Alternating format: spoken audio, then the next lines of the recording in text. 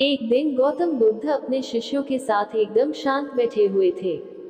उन्हें इस प्रकार बैठे हुए देख शिष्य चिंतित हुए कि कहीं वह अस्वस्थ तो नहीं है।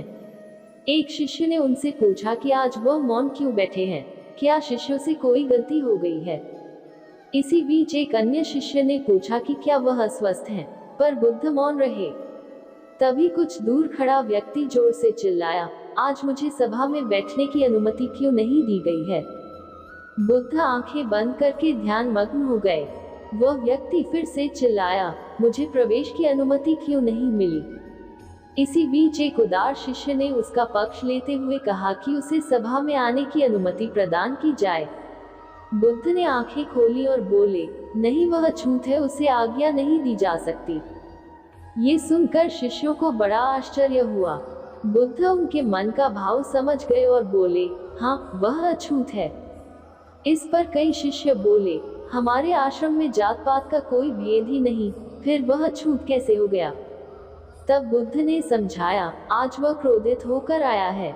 क्रोध से जीवन की एकाग्रता भंग होती है। क्रोधी व्यक्ति प्रायः मानसिक हिंसा कर बैठता है, इसलिए जब तक वह क्रोध में रहता है तब तक अछूत होता है।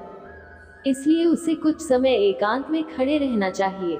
क्रोधित शिष्य भी बुद्ध की बातें सुन रहा था।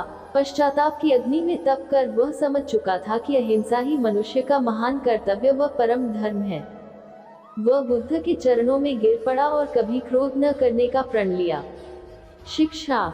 दोस्तों, इस प्रसंग से हमें ये सीख मिलती है कि क्रोध के कारण व्यक्ति अनर्थ कर बैठता है और पश्चाताप उसे बाद में होता है, जिसका कोई लाभ नहीं मिलता। इसलिए हमें क्रोध नहीं करना चाहिए।